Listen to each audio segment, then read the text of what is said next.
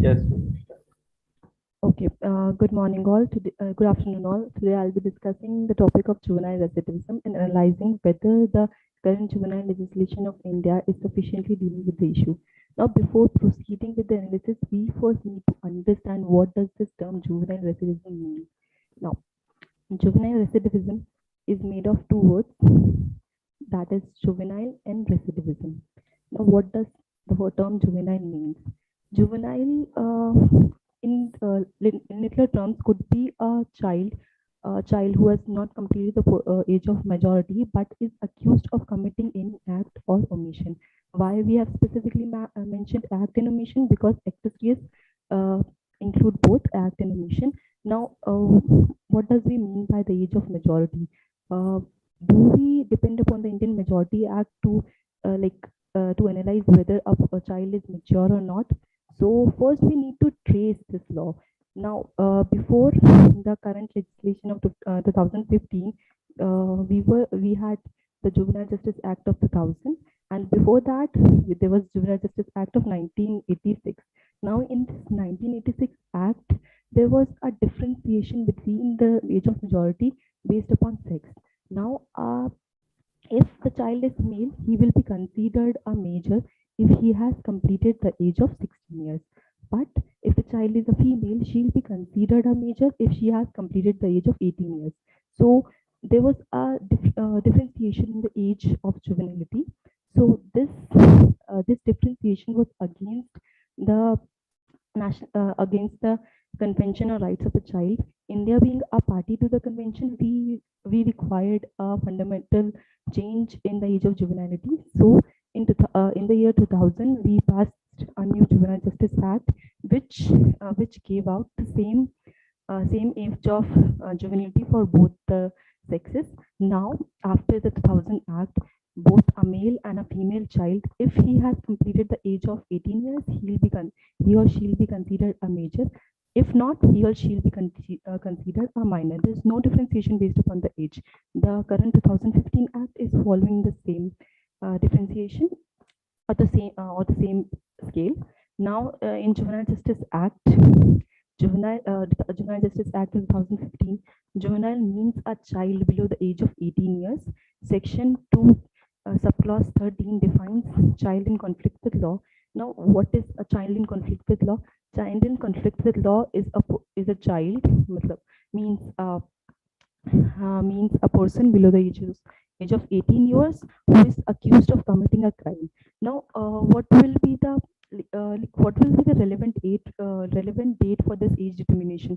Whether we'll be seeing the age of the child or on the date of the trial or on the date of occurrence of the crime. This question was answered by the Supreme Court in the case Umesh Chandra versus State of Rajasthan. In this case, it was held that the relevant date for determination of the age of child is the date of occurrence of crime, not the date of trial.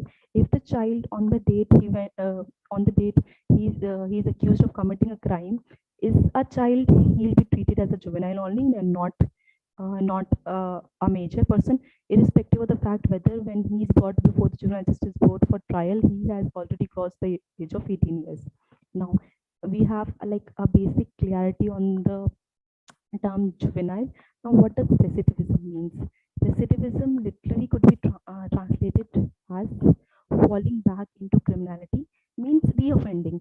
If a person who has already suffered the consequences of criminality, who has already has been treated for his criminality, and he again fall back into criminality, again commit a crime, then that is called recidivism.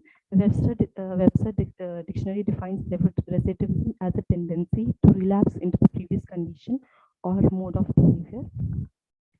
Now, what could be the reasons for juvenile recidivism? I have basically so first of all, there is no like definite list of the factors responsible for recidivism. There are various factors. They cannot be an exhaustive list. I, for the convenience of teaching, has divided all these factors into four broad categories. First is socioeconomic factors. For example, these now socio-economic factors. Now the word socio-economic is made of two terms, socio and economic. Socio is society, economic is related to like money. So what are these factors? First could be the income level and the poverty. Now most of the juveniles, most of the child are forced to commit crime because uh, they are not earning enough to live as a like law-abiding citizen. They have to fall into illegal ways to earn a living. Second is age of juvenile at the time of first conviction. Now, most of the times, a child below the age of 18 years is convicted for a crime and transferred to observation homes. In observation homes, he come in contact with other criminals where there is chance of influence. So if a child is below a certain age of like 10 or 20, 10 or 8 uh, 10 years, then there the chances of influence is more. Now, other factor could be acceptability in society after first conviction. Now, if a child is convicted once, then he is set free after serving his sentence. So, in such a cases, a child is seldom accepted by the society. The people around his house are not accepting him. Even the family of that respective child is not able to accept that child after the conviction. Other Now the other category is family factors. First is lack of affection. A child who is not able to get the like minimum amount of affection by his parents and the family seek such affection outside home, and such child has this like suppressed feeling of revenge, vengeance, which ultimately result in criminality. Then broken family, which is similar to the first point. A child who has seen his family break, or he has who has seen parental criminality is also very likely to follow in the footsteps of his parents. Then institutional factors. Now, first institutional factor could be untrained officials. Now, if a child is convicted and uh, put in juvenile home, where there he won't be in the guardianship of his parents, but in the guardianships of the official present there. Now these officials are not sufficiently trained to address the specific fields, specific requirements of this child. If they are not able to address these requirements, these child become hostile, and they are very much likely to fall into criminality again. uh, in fact, these juvenile homes itself become a place of harboring criminals. They learn the illegal ways from each other. For example, if a child if a child gets associated with a like a gang of robbers in observation home, then after the release from the observation home, he is most likely to join that gang officially. So he'll be titled as a criminal for his whole life. Then other factor is inadequate administration of previous treatment and placement facility techniques. For now, if every child is special and every child is different, so we cannot have the same scale for treating every child has his specific requirements, and if the punishment is given according to that specific requirement, that will serve the main basis of punishment. Because what is our main goal? Our main goal is to avoid recidivism. Our main goal is to establish that specific child as a law abiding citizen. We want that child to uh, to abandon all his illegal ways and uh, run and earn a respectable livelihood. For that, what we need that specific needs of that child addressed adequately. So when the child is convicted once, he must be given that specific treatment his that is custom made for specifically addressing his own needs. Then other factors could be all the remaining factors. For example, substance abuse. Now, if you check the NCRB statistics, you see that most of the juveniles are convicted for substance abuse. They either commit crime because they need money, for buying and, these illegal substances like alcohol or wheat, or either they are convicted for misuse and consumption of these substances. Other factor could be negative peer relation. If a I have discussed that factor in family factor also. A child learns the ways of the person he is associated with. People, we human are a social animal, so we get socialized by the association with the people. If a child gets associated with negative people, people having criminality, then that child is most likely to follow their ways. Other is emotional distance, psychological factors. This is also another most probable reason for a child committing criminality. Now that we have a basic understanding of the term juvenile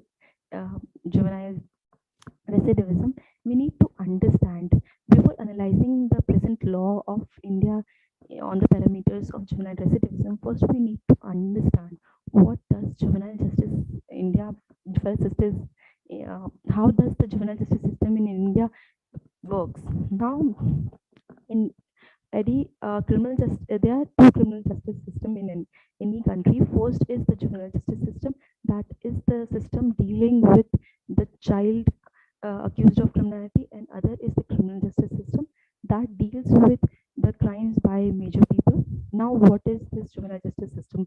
Now, this juvenile justice system, the current legislation dealing with juvenile justice system in India is the 2015 Juvenile Justice Act.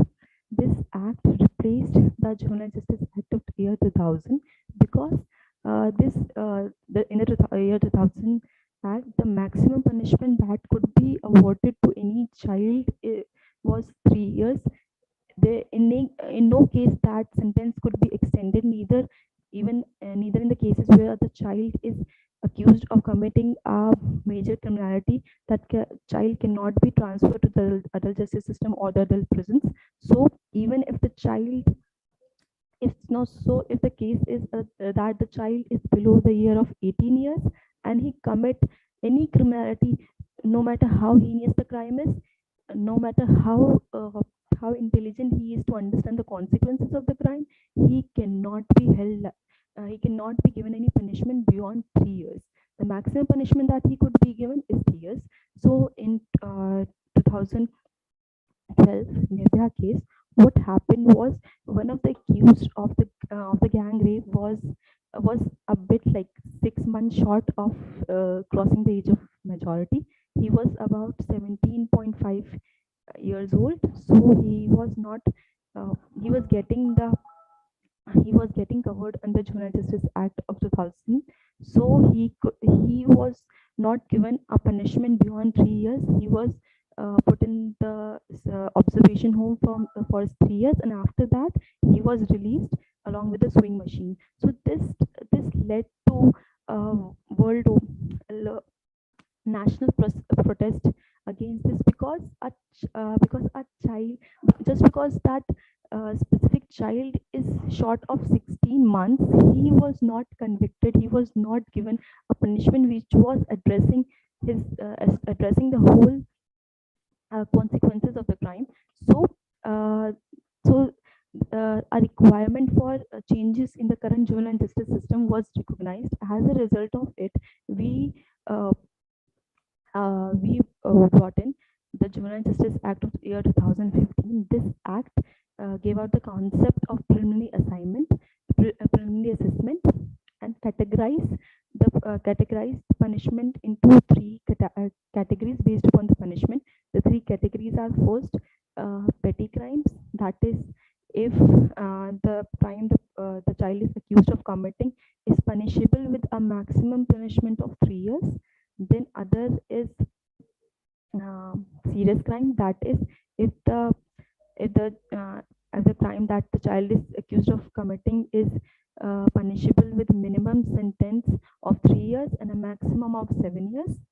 And the last category is heinous crime, that is, if the child has accused of committing a crime which is punishable with minimum of 7 years of punishment. Now, what does preliminary assessment mean?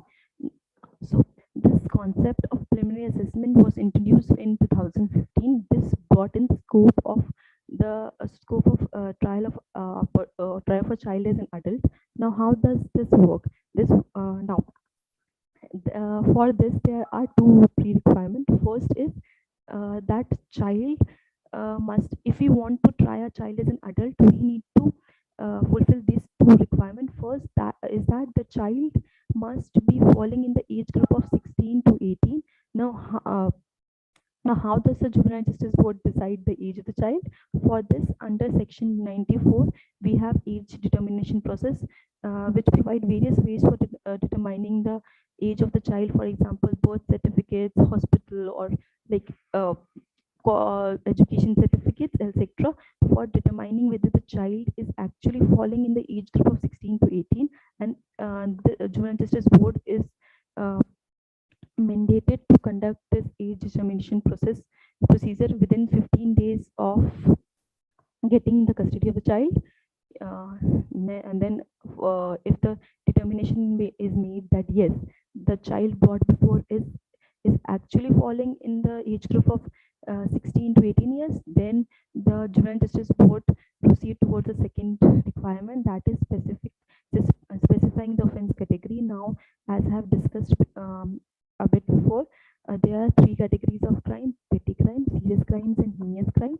Now, a child could be tried as an adult only if he is falling in the age group of 16 to 18 years, plus he is accused of committing a heinous crime only. If he is accused of committing a petty crime or a serious crime, he won't be falling under the judges of preliminary assessment. Thus, he could not be tried as an adult in any case. Now, if these dual requirements are fulfilled, that is, the child is falling in a specific age group and the child is accused of committing a heinous crime, then the juvenile board is allowed to conduct the preliminary assessment. Now, what is preliminary assessment? Preliminary assessment is an assessment done by Juvenile Justice Board based upon four parameters. These parameters are: first, the child's ability to understand the consequences. Consequences of what? Consequences of the crime, consequences of the act or omission that he has committed. Second, the mental capacity of the child. Fourth, third, the physical capacity of the child. And fourth, the circumstances in which the child committed the specific act. Now, based upon this four criteria, the Juvenile Justice Board will be making a final decision whether the child should be tried as an adult or not. Now, if the Juvenile Justice Board decides that no, the child should not be tried as an adult, then the Juvenile Board itself will conduct the trial of the child and will try the child as a juvenile under the Juvenile Justice Act only. He will not be transferred to any other adult court or any other court for trial. Now, if the Juvenile Justice Board decide no, the child is if is based upon the analysis of all these four criteria, the Juvenile Justice Board decide yes, the child should be tried as an adult. Now, what will the Juvenile Justice Board do? The Juvenile Justice Board will now not conduct the trial of the child. Rather, it will transfer the child to a children court or a session court. Now, under Section 90, basically the Juvenile Justice Board is supposed to transfer the child to children court only. But in the districts where there is no children court, then the juvenile will be transferred to the session court. Now, the session court, once getting the attendance of the child, the session court have two options. First, it can either either assent with the either allow the decision of the Juvenile Justice Board and try the child as an adult, or it could decide that no, the child is not sufficiently understanding the consequences of the act, or the mental capacity or the physical capacity of the child is such that he should not be tried as an adult. Then in such case, children court will transfer the child back to the Juvenile Justice Board, who will now try the child as an adult. Now, once our Juvenile Justice Board gets the custody of the child from the from the children court, the juvenile justice board cannot retransfer the child to the children court, and the decision of the children court will be final, and the juvenile justice board will be bound to conduct the trial of the child as a juvenile itself. Now, if if the if the situation is such that the children court has said yes, the child should be tried as an adult, now in such a cases the children court will try the child, and if try a child and award the punishment. Once the punishment is awarded, that child will not be automatically transferred to adult prison. Rather, it will that person that child will be transferred to a special home, observation home, or a place for safety, where he'll remain till he completed the age of 21 years. Once that child has completed the age of 21 years, now the children court will again come to the picture. This children court will now conduct a second evaluation of the child under section 19. Here the here the here the children court or session court will see whether the child is sufficiently sufficiently reformed enough to become a contributing member of the society. If yes, he has become the contributing, he has been sufficiently reformed to become a law-abiding citizen and a person contributing to society, then in such a case that child will be released, and the further sentence awarded to him will be suspended. And if not, then the child will be transferred back to the adult prison. Now, we come to the main analysis of the act, that is a critical analysis of the concept. Now, why is the current Juvenile Justice Act of India not able to like Juvenile Justice Act is not able to sufficiently address the problem of juvenile recidivism? What are the issues with that? First is that there is no mandatory presence of a psychologist. In section 15 preliminary assessment concept, the Juvenile Justice Board is given an option that while assessing the child, it could call the presence of any it could call the facilities or presence of any psychologist, or it could opt not to call a psychologist. Now, if the Juvenile Justice Board opt not to call a psychologist, then are they professionally qualified to actually do assessment of qualities like mental health capacity? Now, how can now mental health is such a vast concept, even a psychologist cannot be said to making us like a correct assessment of it. How can we say that Juvenile Justice Board, which is not even qualified to do such assessment, is making such an assessment with credible result?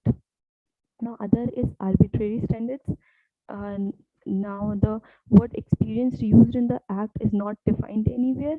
Even the second evaluation of the child under section 20 is based upon arbitrary parameters, like what does this face contributing member of the society means? Not neither the act nor the rules are defining it, or like giving a specific criteria for making such analysis. Now, the act could be also criticized on the point that the act is providing a liability for adults but not rights. Now, a child cannot be given a right to vote if he is under the age of 18 years, no matter how much politically mature he or she could be. But a child under the age of 16 years could be held criminally responsible for his act just because he is mature enough to understand the consequences. Now, is this equality we are talking about?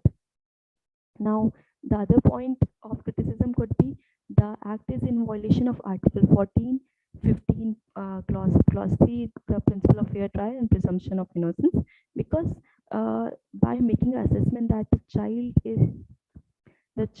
is not like innocent enough to be tried as an adult, we are like we are giving a presumption that the child is accused of the crime.